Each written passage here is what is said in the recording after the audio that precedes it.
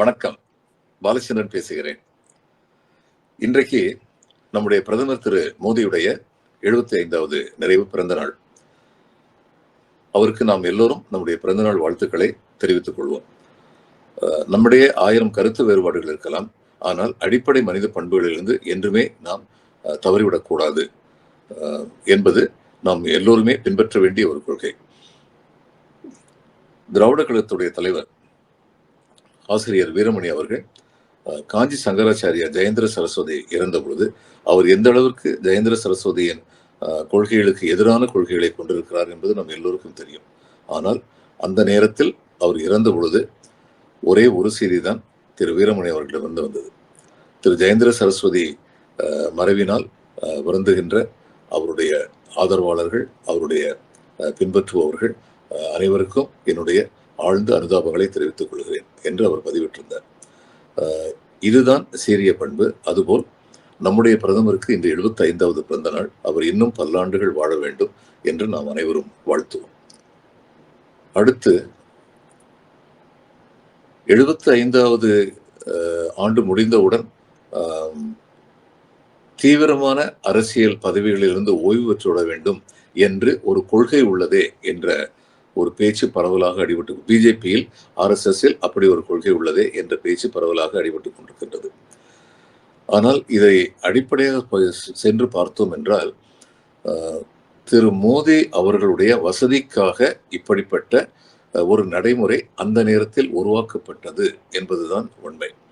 அத்வானி, முரளி மனோகர் ஜோஷி போன்ற திரு மோடியை விட மிகவும் சீனியரான தலைவர்கள் இருக்கும் பொழுது திரு மோடி அவர்கள் பிரதமராக முடியாது. RSSஐ பொறுத்தமட்டில் RSS உடைய அஜெண்டாவை மற்றவர்களை விட மிகச் சிறப்பாக மோடி நடத்தி காட்டுவார், செயல்படுத்துவார் என்ற நம்பிக்கை அவர்களுக்கு இருந்தது. அதன் காரணமாக திரு மோடி அவர்கள் பதவியேற்பதற்கு வசதியாக 75 வயதுக்கு மேற்பட்டவர்கள் எல்லாம் தீவிர அரசியல் பதவிகளிலிருந்து ஓய்வு பெற்றுவிட வேண்டும் என்று ஒரு கொள்கை பேசப்பட்டு, அதன் காரணமாக அத்வானி, முரளி மனோகர் ஜோஷி இவர்கள் பதவி இல்லாமல் செல்ல வேண்டிய ஒரு கட்டாயம் ஏற்பட்டது. இன்றைக்கு மோடி அவர்களுக்கு 75 வயது பூர்த்தி அடையும் பொழுது அதை பற்றி யாருமே பேச முடியாத ஒரு சூழ்நிலை ஏற்பட்டு விட்டது. RSSின் தலைவர் திரு மோகன் பகவத் சில நாட்களுக்கு முன்னால் சொன்னார், 75 வயதிற்கு மேலால் பொறுப்புகளில் இருப்பவர்கள் ஓய்வு பெற்றுக் கொள்வது நல்லது என்று சொன்னார். ஆனால் அடுத்த சில நாட்களில் அவரே தன் சொற்களை வாபஸ் பெற்றுக் கொள்ளும் அளவிற்கு சொல்லிவிட்டார். நான் என்னையோ யாரையோ குறிப்பிட்டு சொல்லவில்லை, பொதுவாக சொன்னேன் என்று சொல்வதன் மூலம் அந்த முதலில் சொன்னதிலிருந்து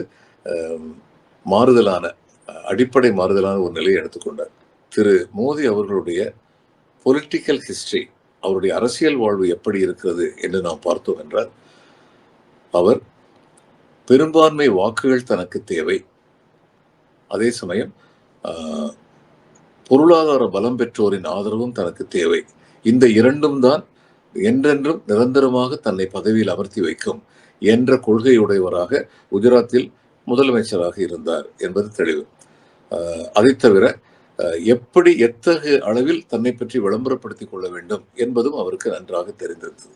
இந்த மூன்றும் சேர்ந்துதான் குஜராத்தில் அவரை தவிர்க்க முடியாத ஒரு முதலமைச்சராக வைத்திருந்தது. அவருக்கு எதிரானவர்கள் குஜராத்தில் காணாமல் போய்விட்டார்கள்.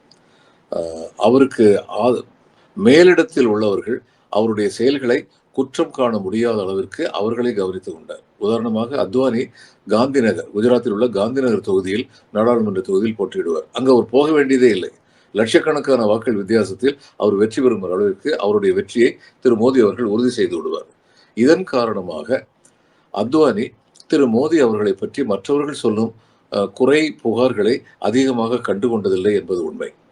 குஜராத்தில் கோத்ரா சம்பவம் நடந்தபோது திரு வாஜ்பாய் அவர்கள் கூட சொன்னார், ராஜ தர்மம் காக்கப்பட வேண்டும் என்று சொன்னார். மோடியுடைய நடவடிக்கைகளில் திருப்தி இல்லாதவராக இருந்தார்.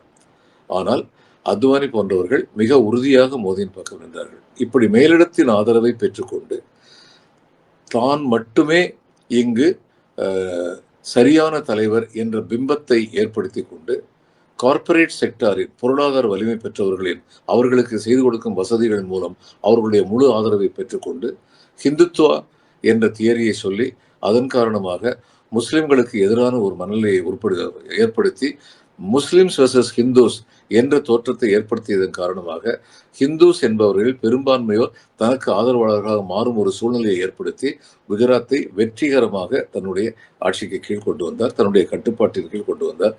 அதே தியரியை, அதே ஃபார்முலாவை தான் இன்று இந்தியாவில் பின்பற்றி கொண்டிருக்கிறார். கார்ப்பரேட் செக்டர், அம்பானி அதானி போன்றவர்களுடைய பெரு வளர்ச்சியை நாம் பார்த்து கொண்டிருக்கின்றோம். அதிலும் அம்பானி ஏற்கனவே வளர்ந்திருந்தார், இன்று மிக வேகமாக வளர்ந்து கொண்டிருக்கிறார். ஆனால் அதானி சூப்பர் ஜெட் வேகத்தில் வளர்ந்து கொண்டிருக்கிறார் என்பது நம் அனைவருக்குமே தெரியும். எனவே ஒரு பக்கம் இந்த கார்ப்பரேட் செக்டார் என்பவர்களை சரியாக கவனித்துக் கொள்வது, இன்னொரு பக்கம் ஹிந்துத்துவா என்பதை தொடர்ந்து தூண்டி விடுவது.